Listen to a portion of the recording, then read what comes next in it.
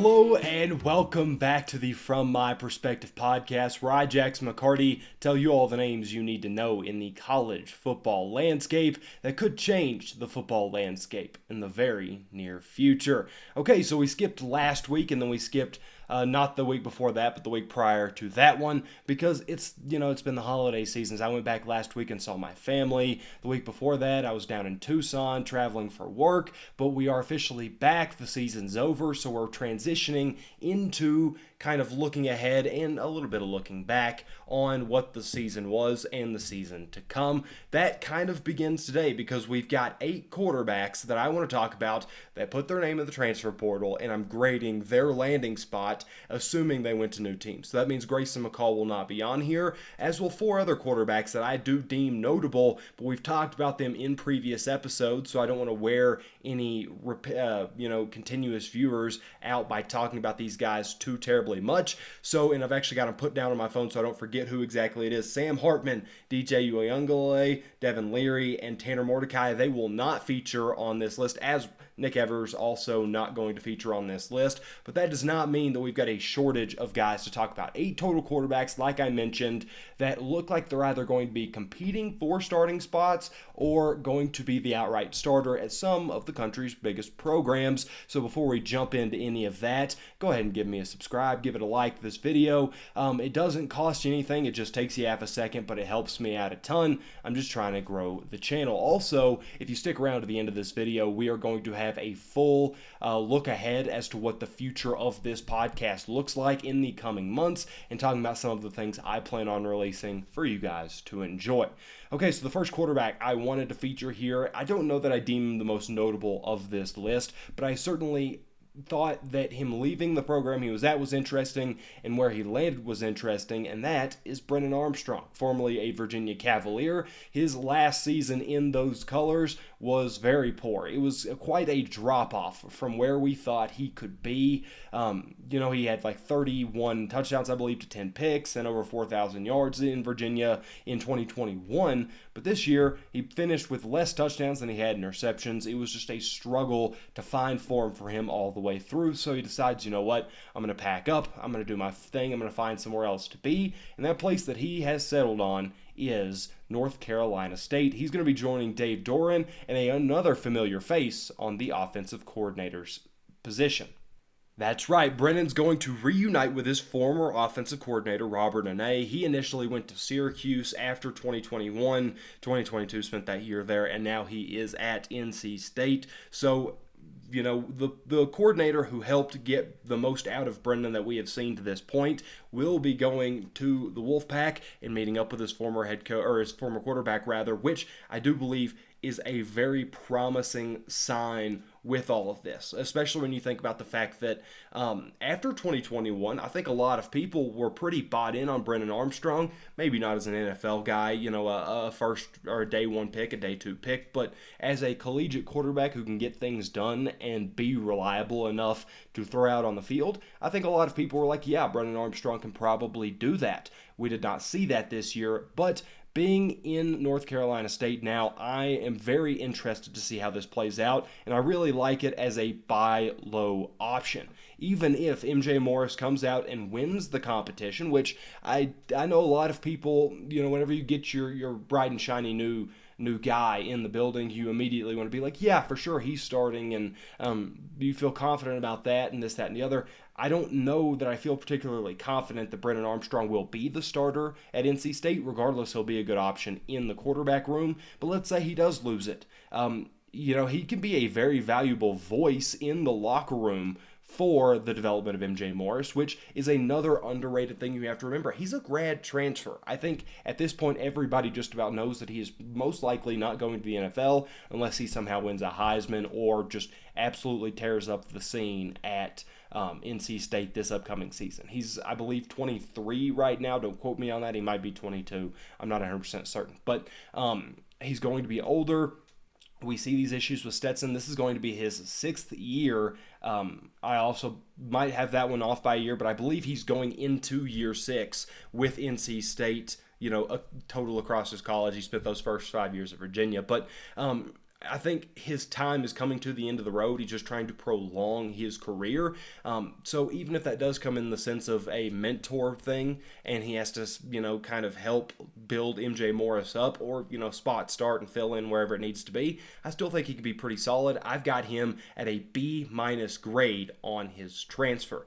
The next one was by far the easiest one to predict where he was going to go. It was the easiest grade to give out here. Their coach literally told us that this is where this kid was going to land before he was even in the portal. We're talking about Shader Sanders going to Colorado, following his father for obvious purposes. And yeah, I'm giving it an A+ because duh. It's how often are you going to get a guy that has this level of skill and potential and athleticism that also knows his coordinator, or not his coordinator, but his head coach, and knows the system that they run, and has experience. He has 2 years of starting experience at the quarterback position from Jackson State. So you're getting such a good blend of, ability from Shader Sanders, and you had him locked in the bank, which we talked about it, and funny enough, I kind of contemplated taking him off this list as well because of the other 4 that I'd removed previously. But I came to realize that we didn't really talk about much of what kind of impact he could potentially have. We more so talked about the weirdness of that press conference where Deion announced him as their quarterback before he was in the portal, and all the strange whatever's going on and all the hype that was building around Colorado. We never really talked about what he could mean to this program, but he's got legs. He's got a good arm.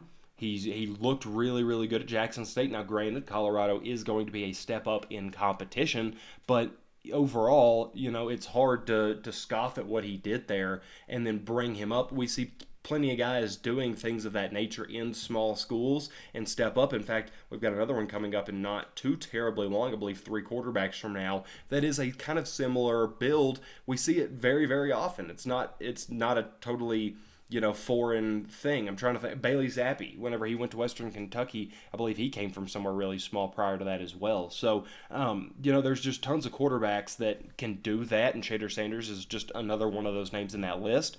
But he's going to be a very good thing to have, mostly because of consistency. He can be a great bridge from the previous regime and trying to get things figured out, because Deion likely will not hit the ground running and get 8 wins, 9 wins, or whatever it is this year, but he's going to need some time to figure it out, and having a quarterback that you've already had 2 years as your starter with is going to be great for that as you work to implement and kind of figure out all the rest of these kids. Very similar thing to Travis Hunter on the other side of the ball. So, for obvious reasons, this transfer was a no-brainer. I don't think he'll be a Heisman. I saw he had pretty high Heisman odds in some different locations, but I do think he's going to be one of the better quarterbacks in the Pac-12, and he's going to be integral to Colorado's resurgence and as they move forward and continue to build. I think he's going to be a very important piece of that you cannot, really overstate how valuable he was to the cause. He is the highest grade. It's impossible to get higher than an A+. I'm not, an A+++ guy. I like to stick to that rating system. The next guy, I believe, don't quote me on this, but I believe he is our lowest ranking of this selection of quarterbacks that I've chosen to talk about today. We're talking about Graham Mertz, going from Wisconsin, where he had a relatively underwhelming career relative to where they thought he could be. It was not that. He was not the quarterback that they had dreamed about when they first landed him. He will now get a chance to go down and play in the swamp. He is going to the University of Florida. So I don't get this one. If I'm perfectly honest, it doesn't make much sense to me. When you look at Graham Mertz, like I've mentioned a couple times now, he was not the guy that everybody thought he could be. He was not quite ever there at Wisconsin. He did not ever show a full stability and a full reaching of that potential, so they decided to move on, and this one just feels like a huge misstep to me. He's coming over to Florida, and it kind of shows that you're going to have to do a full redesign of their offense, which is never going to be fun, especially for a head coach that's in year 2. It's not like you're making these minor adjustments or getting guys that fit the scheme. He's going from Anthony Richardson, who, runs the lights out of the building, to Graham Mertz, who is not that. He's not just totally immobile, but he's not Anthony Richardson by any stretch of the imagination. And he wasn't even a top 8 quarterback in my list entering the portal. I didn't think he was a top 8 guy, and Florida is the type of program that should be landing top 4 guys. It definitely in the transfer portal just because of how large they are. And now you throw an extra wrench into it because Jalen Rashada's whole NIL craziness means Mertz might just be the only quarterback option that you really trust. In many ways, he's kind of got a lot of the same negatives that I had, and I wasn't doing the podcast at this particular moment, but when Jack Cohn left Wisconsin to go to Notre Dame, I didn't think he was much of anything at Notre Dame, or at Wisconsin rather. I still didn't really see a whole lot of it transferring over to Notre Dame. And sure, he was fine. He was solid. He kind of fell into the lineage of quarterbacks that aren't going to the NFL that Notre Dame has had recently. And that that's kind of what I expect from Mertz. I think he'll just kind of be. He won't be the worst quarterback they've had in a while. He won't be the best by any stretch of the imagination either. He'll just be somewhere kind of floating in the middle, and will kind of be a symbol of what year 2 for Billy Napier was, which is starting to concern me. I won't pretend to know how far along it got, but you've got to throw everything at Grayson McCall to get that kid to transfer, because he was the quarterback that made the most sense both geographically and talent-wise, and schematically even, because he's got legs. He doesn't have the best arm, but he's a good enough passer. He's the one that made the most sense, and you let him get back to Coastal and stay home, and then you ended up just having to run with Mertz. So I don't love how this portal played out for them, especially in the quarterback section. Florida seems to have mismanaged this from top to bottom. I like Billy Napier, but like I mentioned, this is giving me worries and concerns that his tenure might already be heading south, and he's only in year 2. We've had issues where it didn't look like Florida really connected with him early on, and now it looks like he's struggling to get guys in that are truly going to change the program. I don't think I can have very much faith in this one, purely off the fact that I didn't have a whole lot of faith in Graham Mertz. Their offense doesn't seem to be ready to have a quarterback like that. Like, it's not like the Notre Dame situation where you pull Jack Cohn over. You've got a lot more to figure out than just get a stable quarterback in and we might be able to pilot ourselves to 8-9 wins. No, you've got a lot of competition in the SEC. You've got a lot of holes to fill now, mostly on offense, because Anthony Richardson was your offense. So to move to Graham Mertz means you feel confident enough boosting the rest of that team into a position where you can succeed and make it work. And I don't personally think that that's where we're headed, but I guess we'll have to wait and see. Okay, so we're going to, we're really doing a peaks and valleys situation here. We're going way back up to another pretty high grade, a quarterback that I mentioned it a time or two on the podcast mid-season that I quite like, and I thought did well, given the hand he was dealt and, the situation he faced from a confidence perspective, from a new regime, just from a lot of different moving parts. I think he did pretty solid. Drew Pyne leaving Notre Dame, and he's going to go to Arizona State and join Kenny Dillingham, which I personally think could work out pretty well for both parties involved. I've got this one going as an A-. So overall, when you looked at Drew Pyne's season and kind of watched what he was bringing to the table, there were 3 games that I watched, the entirety of that I, truly felt pretty confident about him being able to potentially be like a legit quarterback option at a legit program. Not like a Heisman or nothing, but somebody who you're, the name of, and you're like, oh yeah, he's pretty good. Like, you can't sleep on him, but he's not, he's not going to be an easy day for my defense. Those games were North Carolina, BYU, and USC. I saw a lot of promise in those games, and I think that that's probably what drove Dillingham to grab him, because this could be really good for Arizona State and for Dillingham to start his regime with. He can make plays. He's relatively safe with the ball. He's got some pretty similar traits to Bo Nix within the pocket. Obviously, they are not on the same plane as ball carriers, scrambling, but, just as a passer, you're getting a lot of similar tendencies that you did get from Nix last year, which is what drove Dillingham to get this job in the first place. So he knows where his bread's buttered, and while he doesn't have that mobility option really with Pyne, I think it's a good starting point, and I think it's good to work out how you're going to operate as a passer before you add all these extra layers, and kind of taking his playbook back to the basics and letting it evolve as he becomes a head coach and letting it grow with the players he incorporates and helps function that around that could be a really smart step, especially with a guy like Drew Pyne, who you can trust more often than you can't. It's just overall, I don't know that this was the best quarterback they could have gotten. I did give it an A-, but overall, I think this was the most correct guy to roll into your new era with, if that makes sense. Not like, could they have pulled a rabbit out of a hat and got DJU? Maybe. I'm not going to sit here and pretend, thrown everything at Grayson McCall and got him to move all the way across the country? Maybe. I'm not here to say yes or no to that question. I wasn't, part of the recruiting process. I wasn't involved in that setup, but I think that, while those would have been cooler, I also think your expectations go up a lot more with that, whereas Drew Pyne should help you figure out how to be middle of the road first and then build on top of it, which I do think is a very crucial thing for a lot of head coaches, especially first-time head coaches, because Rome cannot be built in a day. You've got to figure out what works to get you to this point before you can get to this point, before you can get to that point.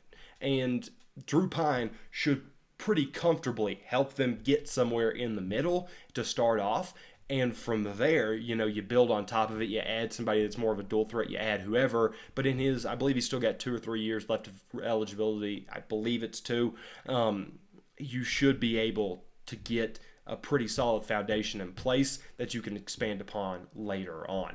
Okay, but we're going to stay in the Pac-12 now. A new incoming quarterback, one that doesn't make a whole lot of sense to me. But also it might just be because I didn't watch a whole lot of his games this year. Colin Schlee, the former quarterback from Kent State, will be the quarterback, potentially, of UCLA.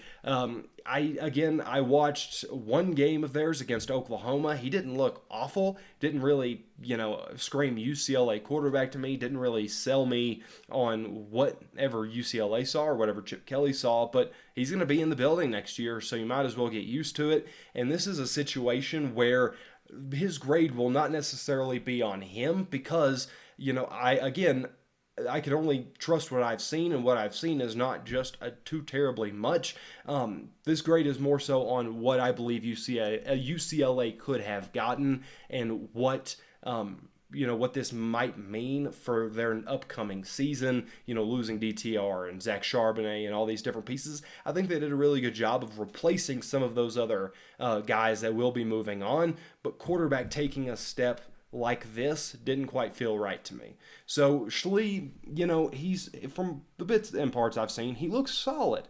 I'm not saying he's a bad quarterback. I'm not saying that they're going to go and get 4 or 5 wins this year. I think they'll probably still get 7 or 8, even if Schlee is the full-time starter out there.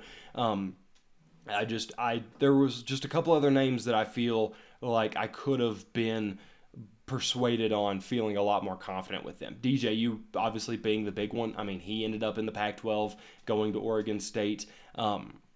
But I had a couple other options that I think would have at least intrigued me more, and they're all still guys that are still out there that, maybe if they do add them and they make it a competition, if Schlee wins out, I can't really, hate on his grade and, stick with this C- because he beat out some guys that intrigue me. I wrote down Spencer Sanders. I think that could be interesting. Hank Bachmeier, a quarterback that I do genuinely like, but, I think that he's going to struggle to find a landing spot this year because of the way that the Boise State thing fell apart and the quarterback that ended up coming in there, Taylon Green, he looks pretty good. So, it puts into question how much of that was Bachmeier, how much of it was the system. And then Sam Huard from Washington. I wouldn't be opposed to him getting on there, maybe attempting to battle it out and get the starting spot. I don't think he would win it, even against Colin Schlee, but I do believe that those 3 names would at least make me think a lot more than this one did, because this feels like they settled. It feels like they were like, you know what? We've got a guy who we feel like could be a safe-ish option, almost like Zach Calzada whenever he transferred to Auburn. When we were initially talking about it, it was like okay, he's fine. We're probably not going to win just a ton of games with him, but we need a body in here. He works. Let's go ahead and move for him. Now, I hope Schlee proves me wrong. Watching guys jump from smaller schools, Kent State's not a large program, to the big time, stick the landing, that will always be cool. I'm always going to root for those guys. That's why I was such a big fan of Cam Ward going from Incarnate Word to Washington State this year, because it's so fascinating to see guys transfer that up to the next level, because it shows that, talent and success and, work rate does move and transfer up and work laterally. I hope that proves true, and that Colin Schlee is another example of those guys. And I'll be watching plenty of them this year because I like watching UCLA football under Chip Kelly. But I just don't think that UCLA played up to where they could have in this situation, which leaves me feeling kind of underwhelmed with this selection. So, that's he's been one that I didn't even expect to be talking about at this point in time. I figured he would go to, kind of a middle of the pack, like maybe a Mountain West or a Sun Belt or, somebody like that. I didn't really think he would end up at a, true Power 5, especially a true program that could, with the right quarterback, could have been a not superpower, but could have been like a top 12, top 15 team next year in UCLA, even losing DTR and Zach Charbonnet. I didn't expect Schlee to feature on this list, but a quarterback that I think we all probably should have expected to come up here at some point, even at the beginning of the season, was Hudson Card. Hudson Card had to face Quinn Ewers coming in. He got some time, to show what he has at Texas, but eventually they did roll with Ewers and let him take over the reins. He said, you know what? I'm going to go somewhere that I know that will start me, somewhere that I believe I can be the guy, somewhere that I can grow into my role, and he's going to be doing it with a head coach, a first-year head coach, in Ryan Walters, because he is going to Purdue. I really like this one. This has a lot of similarities as to why I like it to Drew Pyne, so if I repeat myself or it sounds pretty similar, that's why. I think that they are kind of in a similar echelon of quarterbacks from this transfer cycle. Therefore, I believe that they provide very similar things. I've got it as a B-, definitely not the same height, because I do think Arizona State's probably a better landing spot for Drew Pyne than Purdue will be for Hudson Card. But, overall, this one came out of left field for me, but I got to say I like it. Unlike the next name we'll talk about, Card feels like a pretty good quarterback for a new head coach to establish himself. Steady hand. That's what you're looking for. At least if I was a head coach, that's what I would be looking for in my first cycle. If there's not already one on my roster, I'm looking for a steady hand, a guy that I know won't go out there and throw picks when we, in the most valuable portion of the game, but I don't really need a game winner either. I need somebody who's going to hold the ship steady as I try to figure out where the leaks are and how to fix those holes. Hudson Card provides that, which I do think has a lot to do with why he's going to Purdue, because Ryan Walters is going to be so focused on the defense, because he is a defensive guy, that you've got to have somebody on offense that you can kind of push some of that responsibility onto and say, you know what, we trust you to go out here and keep things steady, and that's what Hudson Card will do. Now, that is some promising stuff that I've mentioned that as to why I like him. So now let's go ahead and explain why it's not an A. Hudson Card, not a program-changing quarterback. You can get quarterbacks that are steady hands and guys that you trust that could be program-changing. I don't see that with Hudson Card. This is kind of like in the NFL signing Alex Smith or Jimmy Garoppolo to me. I guess Jacoby Brissett could kind of work in that to a far lesser extent, but just guys that if the roster around them is good, the team will be good. If the roster around them is bad, they're not going to will you to win. They're just not. I mean, like, Jimmy Garoppolo and Alex Smith have both earned, tags of being winners, and I think Hudson Card could absolutely have a very similar tag, be that in college or the NFL. I could see him being, like a 4th or 5th round pick, but they just don't feel like the type of quarterback that is going to be the reason your team is winning, but they also won't be the reason your team is losing. So Hudson Card ultimately would have capped out at about a B+, just about anywhere he would have went, to me at least, unless that program, unless it was like Georgia, If Hudson Card would have went to Georgia, it would have been an A+ because we've seen Georgia just win 2 national championships with a quarterback that I personally, and you can disagree with this, is not a program-changing quarterback in my eyes. I don't think Stetson Bennett is that. I think he's a good quarterback, kind of like Hudson Card. Don't think he's the reason you win. Now, Purdue likely didn't just add 3 wins to their schedule because of Card. It's not like they're going to go from a 5-win team to an 8-win team because they got Hudson Card on the roster. He's not going to be an inconsistent of their season, which is really good to limit and minimize if you're a first-year head coach. You've got to find what works for you consistently before you can get bold and, kind of figure out how things need to go in line. So Hudson Card, pretty solid option, at least to me, for Purdue. Okay, so we got 2 more quarterbacks left. Both of these guys, I kind of found really interesting whenever I heard their names go into the portal because I was very interested in watching what team might potentially give them a true starting job. And while it doesn't look like it's going to be an outright starting job, Jeff Sims will move from Georgia Tech to Nebraska to at least compete for that starting job against Casey Thompson, which I do think could be very, very fun for the upcoming season. Now, I personally believe that when a new regime comes in, obviously Matt Rule took that job, that you're more likely than not going to get the competition is going to be weighted for Jeff Sims to win it because that is the guy that the head coach just brought in. That's just my personal opinion. Maybe Casey Thompson can come in there, win it, get Nebraska 7, 8, 9 wins, and you were looking at this like, oh, well, Jeff Sims will probably transfer down to a group of 5 next time. But, as far as this year goes, I do expect Jeff Sims to probably win this off the back of being handpicked by Matt Rule, which isn't, the worst of things. So I've got this one as a B+ in theory, but a C in practice. Again, looking forward to that quarterback battle, but there was a time where Jeff Sims was seen as a potentially big deal. Georgia Tech did a nosedive. Sims caught the brunt of that. He was right in the middle of it as their, starting quarterback, as a valuable piece of their roster. He went from, I saw at the beginning of this year being a potentially, or maybe it was last year, being a potentially first-round pick or somebody to keep your eyes on, to now staying in college, transferring around, trying to find a landing spot, and now going all the way out to Lincoln, which should be at least interesting. He's got some mobility. He's got a good frame. His release is clean enough. His arm's fine.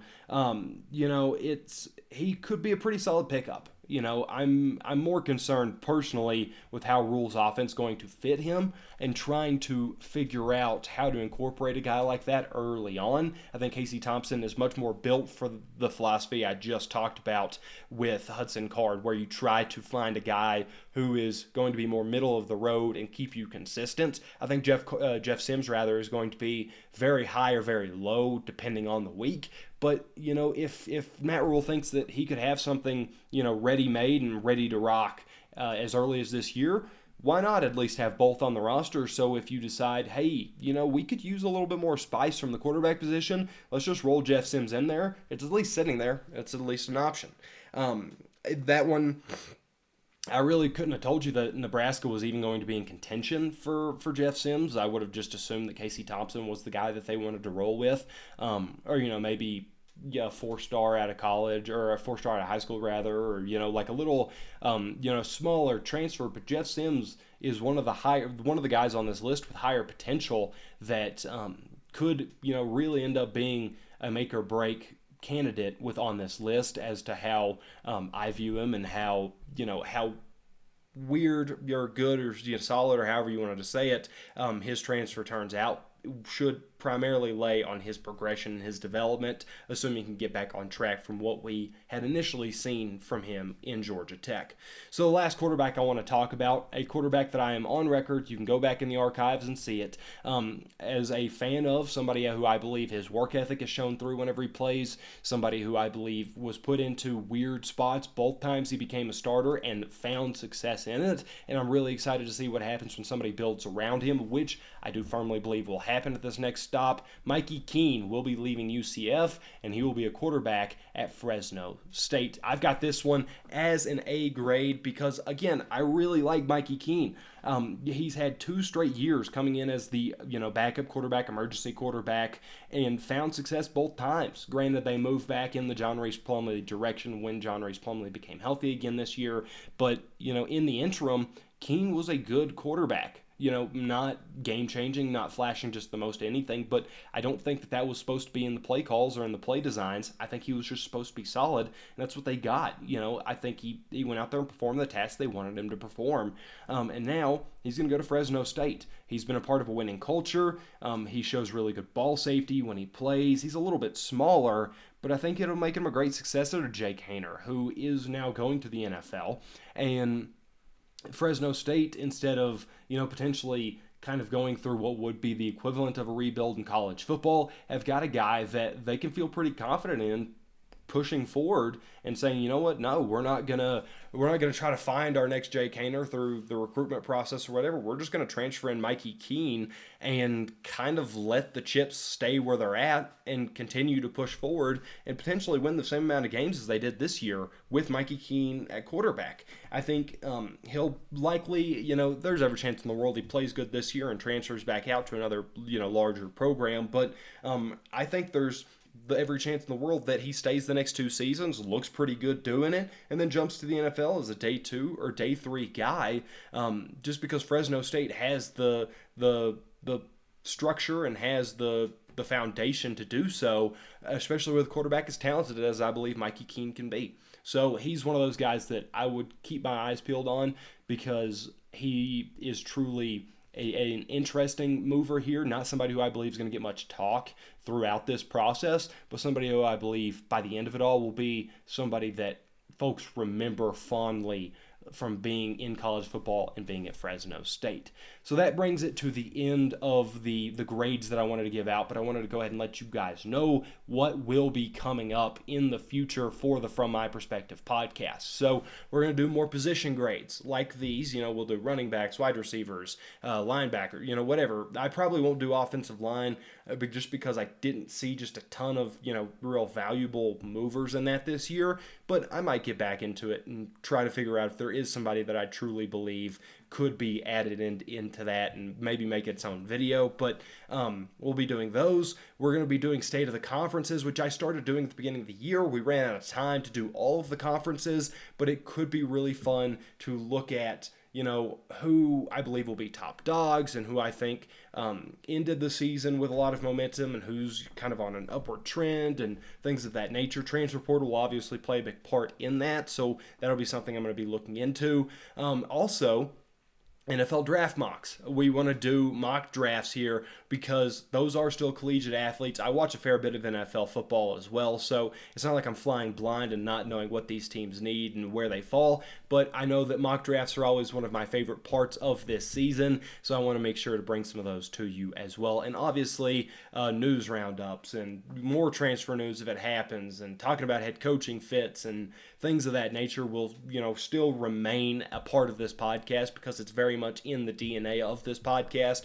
But some of the, more different and, more outside of the box ideas for what this podcast typically brings, I want to make sure you guys knew about them. So if any of those sound super interesting to you, or if some of them sound, not particularly interesting, feel free to leave them in the comments below, so that way I can workshop it and try to figure out what's going to work best for you guys who watch these videos. But for now, that is episode 57, I believe. Yep, 57 of the From My Prospective podcast. And as always, I'll see you next time.